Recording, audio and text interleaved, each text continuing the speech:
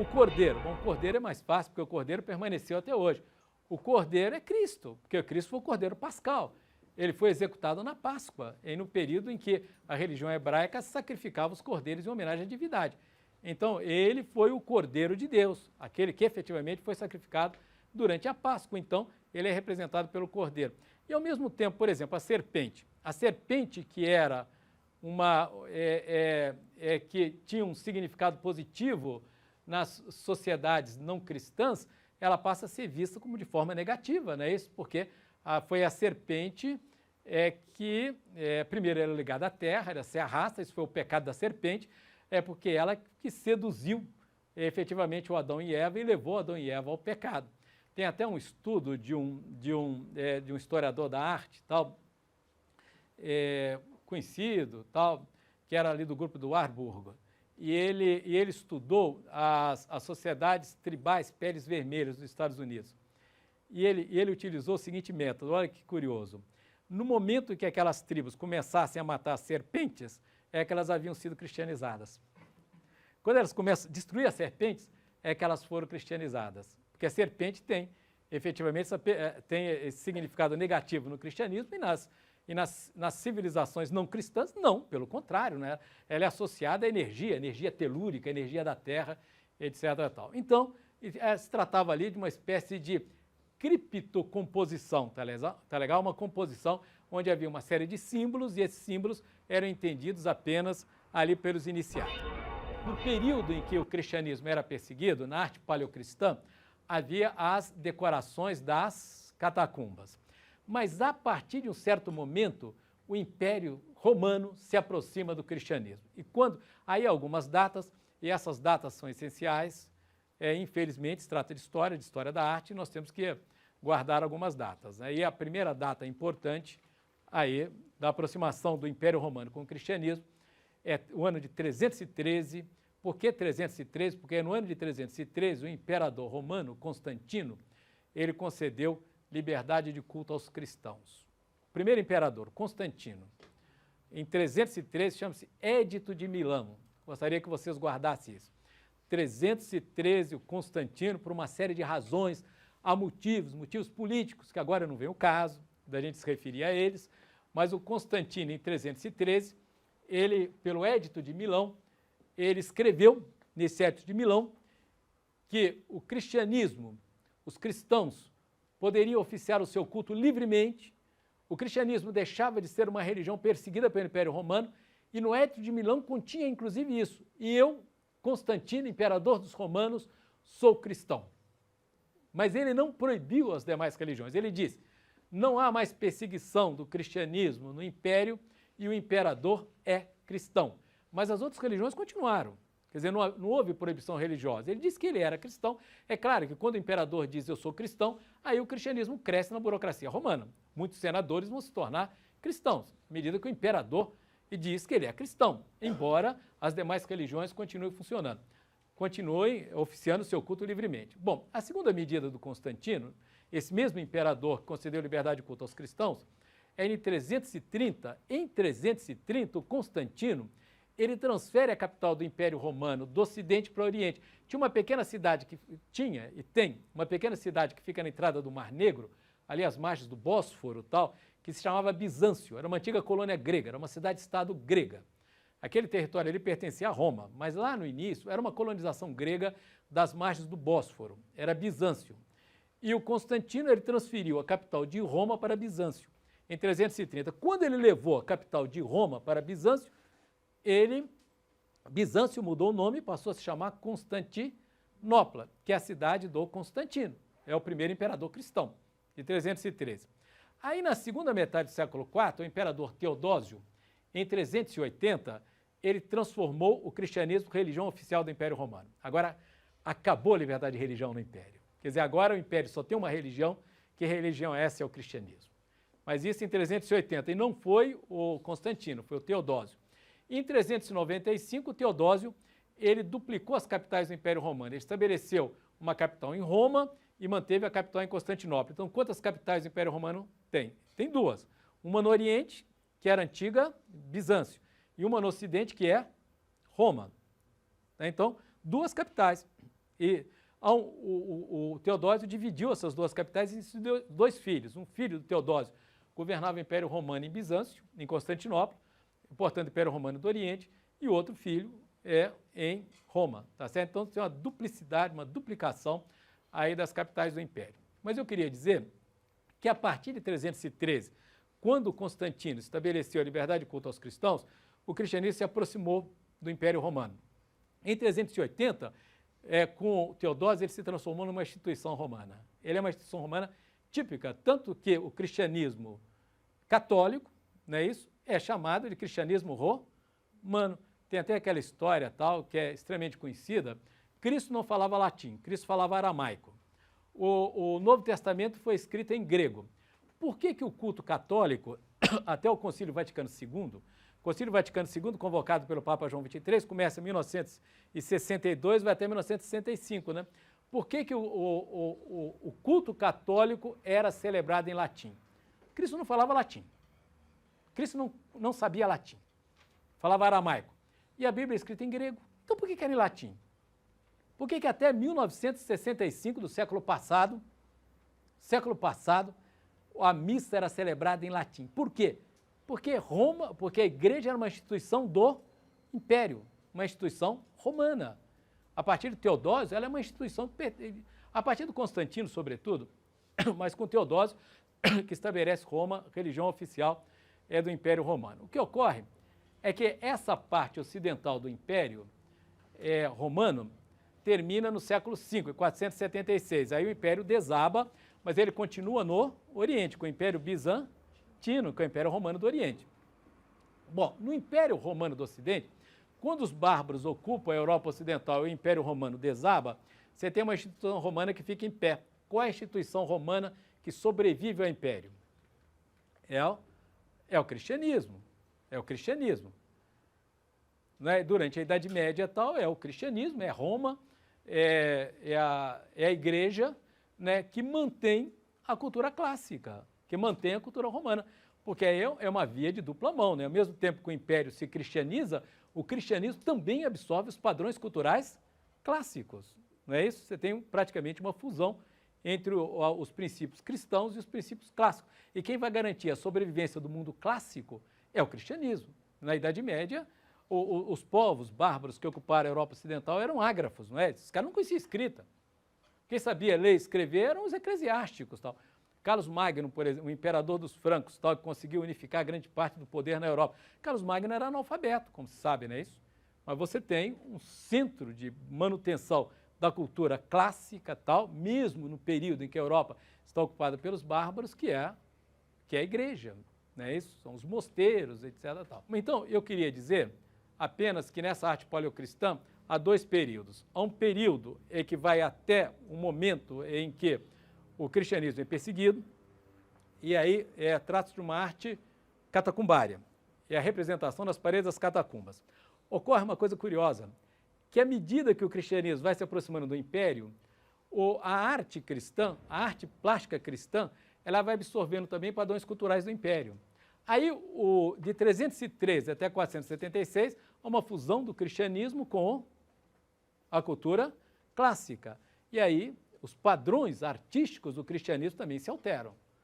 Então, você tem dois períodos, uma fase catacumbária, a fase catacumbária vai até 313, e depois de 313 até o século V, com o fim do Império Romano do Ocidente, é uma arte cristã, mas aí muito próxima aos padrões clássicos, já que houve uma aproximação do cristianismo com o mundo clássico. Bom, o que nós estamos vendo aqui é uma catacumba, Roma, que está na Via Ápia, tal. Nós estamos vendo aqui os corredores, os cubículos, as lóculas, os corpos eram colocados ali. Há até 5 andares de catacumbas aí nessa próxima Via Ápia, tá? 900 quilômetros de corredores. Aqui é uma representação catacumbária, portanto, século III, século III, que está na catacumba de São Calixtus. Eu acho que esses detalhes não são necessários, não é isso?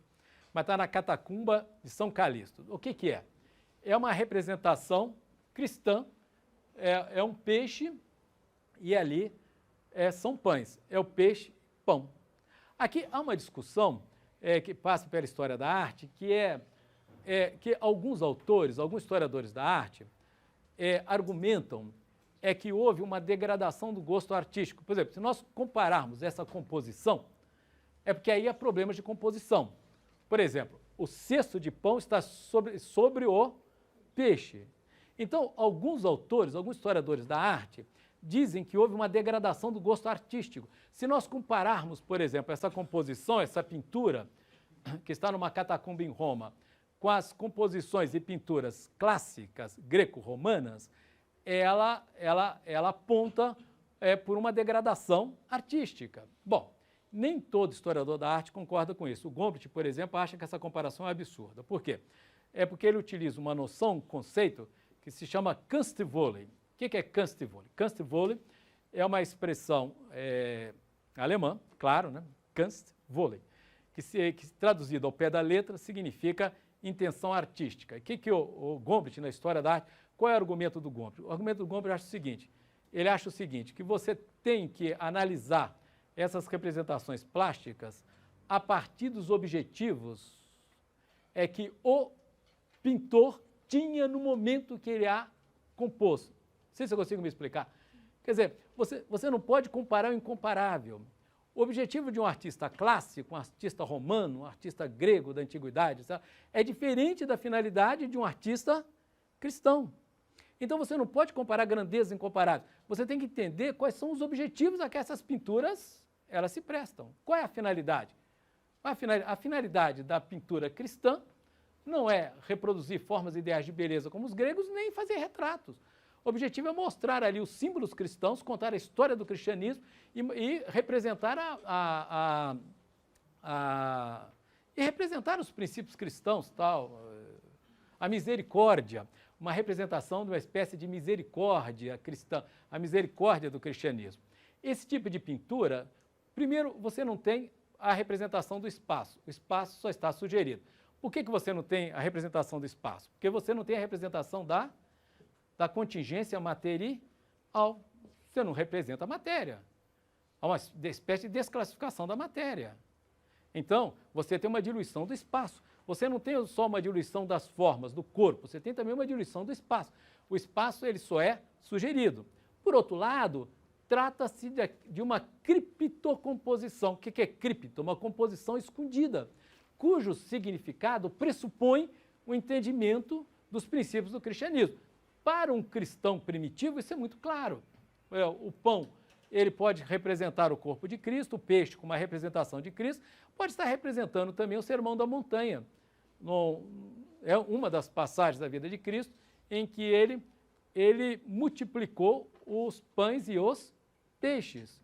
De qualquer maneira, olha, é uma expressão plástica de princípios do cristianismo, mesmo porque essa pintura, esse desenho, ele se encontra numa parede de um cemitério cristão, tá certo? Então, está justamente na catacumba de São Calixto, é uma pintura do século III. Pintura cemiterial, por que é cemiterial? Ela é pintura cemiterial porque ela está na catacumba do século III. Aqui eu teria que dizer o seguinte, à medida em que a gente vai se aproximando do século IV, as relações do cristianismo com o império são cada vez mais próximas. É claro que a gente não tem que imaginar que o Constantino tirou da manga, de um momento para o outro, o Edito de Milão e concede a liberdade de culto aos cristãos. É evidente que não. As negociações vão ocorrendo bem antes. O Renan, esse historiador, autor da História das Origens do Cristianismo, em 7 volumes, etc. Tal, ele mostra como que o cristianismo primitivo também ele vai mudando. E dentro do cristianismo começa a aparecer hierarquia. O cristianismo vai se tornando altamente hierárquico, com o aparecimento dos bispos, etc. Então, o cristianismo que se aproxima do império não é o cristianismo das comunidades primitivas. Ele já havia mudado. É um cristianismo altamente hierárquico, tal, e com uma estrutura, hierarquia muito clara, e muitas vezes baseada na hierarquia romana. Então, essa pintura também está nas catacumbas ali em torno de Roma, era do final do século III, é 313 que o Constantino concede liberdade de culto aos cristãos, 313 do século IV, essa aqui é no final do século III, portanto está se aproximando efetivamente do século IV, mas tem aí as características da arte cristã, dos princípios cristãos. Qual é? Por exemplo, o espaço ele não é reproduzido de uma maneira detalhada. é apenas um círculo, tá vendo? É um círculo vermelho, tem esse círculo vermelho, tá vendo? E ali é uma representação do bom pastor.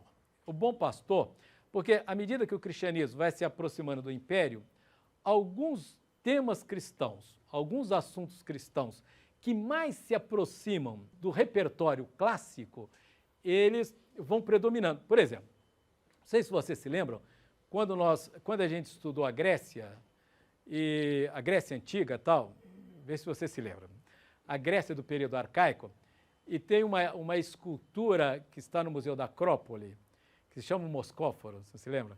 É uma escultura em mármore, é com uma pessoa que carrega um vitelo, um bezerrinho nas costas. Se lembra? É linda, tal. Ela está no Museu da Acrópole em Atenas, tal. Chama-se Moscóforo. É uma escultura do século VI a.C., tal. E é um tema recorrente na arte clássica, na arte greco-romana. Essa pintura que está numa tumba cristã, numa catacumba cristã do final do século III, em certa medida, ela dialoga com esse tema, com esse temário clássico. Também é o bom pastor, está vendo que ele carrega nas costas uma pequena ovelha. E tem ali ao pé dele duas ovelhas, na realidade ele forma uma espécie de corpo, uma simetria, que divide as duas partes iguais e aquelas figuras das ovelhas estão ligeiramente escorçadas. De qualquer maneira, se há uma referência a um tema clássico, esse tema também é cristão. O tema do bom pastor, ele é também cristão. Quer dizer, ele é cristão e ele é clássico. Eu não sei se eu consigo me explicar. É que à medida que o cristianismo vai se aproximando do império, eles vão procurando as correspondências, eles vão procurando os aspectos comuns, e os assuntos comuns, e os temas comuns. E esse é um tema comum, é o tema do bom pastor, certo? Que é uma figura heróica, tal, que carrega a pequena ovelha nas costas. Aqui, novamente, é uma pintura do final do século III, tal, é uma pintura cemiterial, é uma pintura das catacumbas, e essa é a figura mais recorrente das representações plásticas cristãs nas catacumbas, é a figura da orante. Esse é o rezador. Eles rezavam com as mãos assim, ligeiramente, com as mãos voltadas para o alto. Quer dizer, a oração com as mãos juntas só aparece na Idade Média com São Francisco de Assis. Aliás, todo o gestual cristão atual, ele é em grande parte criado pelo São Francisco de Assis, pelaquela renovação espiritual, religiosa, católica, cristã, formidável, extraordinário, mas que vai ocorrer durante a Idade Média. Quer dizer, até então, os cristãos primitivos, eles oravam com as mãos ligeiramente voltadas para o alto e com o olhar também para o alto, tá certo? Então, a figura mais recorrente, as representações mais recorrentes das catacumbas são as representações dos orantes, ou das orantes, ou dos rezadores, e os rezadores com as mãos voltadas para o alto.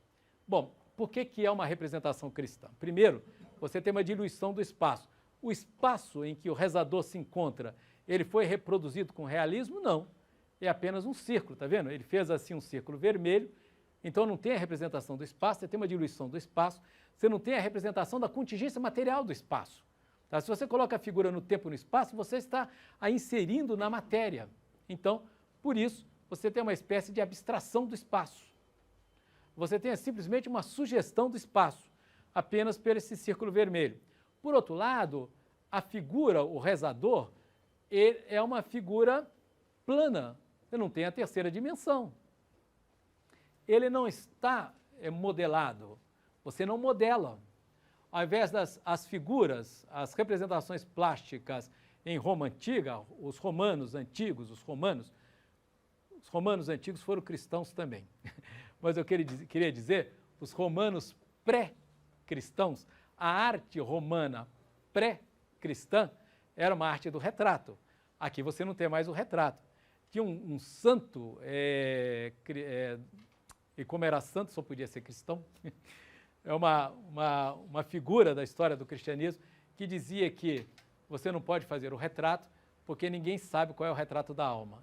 Quais são as feições da alma? Dá para fotografar a fé? Dá para mostrá-la de alguma maneira, né? Ela tem que se manifestar efetivamente de alguma forma. Mas não dá para você representar realisticamente a alma. E, portanto, você não faz o retrato. Então, como os gregos, essa pintura não é retrato de ninguém. Mas, diferentemente dos gregos, você não tem uma representação vinculada a um ideal de beleza física, não é beleza da matéria. Tanto que a figura é bidimensional, ela não tem a terceira dimensão, ela não há a sugestão de modelado. As representações plásticas do cristianismo, elas transgridem os textos religiosos. Você tem uma transgressão do texto. Por exemplo, os países protestantes. Nos países protestantes, não há representações de figuras cristãs. Você tem uma exceção, que é Amsterdã. Tem até um trabalho do Max Weber, aquele sociólogo. O Max Weber acha que o protestantismo ele mata a cultura dos sentidos em todos os países europeus, com exceção da Holanda. Porque a Holanda teve... Porque você tem o grande período não é isso, da pintura holandesa no século XVII, e nós sabemos que a Holanda era protestante. Amsterdã era uma cidade protestante, não exclusivamente. O Vermeer, por acaso, inclusive não era protestante, o Vermeer era católico. Ele era católico no mundo protestante. O Vermeer lá da Vista de Delft e tal, da Menina com a Pérola, tal, aquele pintor maravilhoso, um dos maiores pintores da história das artes plásticas. Tal. O cristianismo que se aproximou de Roma, ele não obedece às determinações do texto bíblico. E ele sai para as representações plásticas das divindades. E esse Papa do século VI, ele vai dizer o seguinte, tem uma desculpa. Ele vai dizer o seguinte, é que a Europa é dominada pelos povos ágrafos, pelos povos que não conhecem a escrita. O cristianismo é a religião do texto escrito, da Bíblia. De que maneira nós ensinamos o cristianismo para as pessoas ágrafas, para as pessoas analfabetas? De que maneira você vai ensinar o cristianismo para eles, se eles não sabem ler? Então, segundo esse Papa, segundo essa bula, eles vão utilizar as imagens para propagar o cristianismo. Mas esse só foi o primeiro passo, depois vieram os outros. Mas ele fez ali um adendo. Há uma nuance, ele diz o seguinte, nós não vamos cultuar imagens, nós vamos cultuar por meio das imagens. Não as imagens, mas por meio delas nós vamos chegar aos princípios cristãos.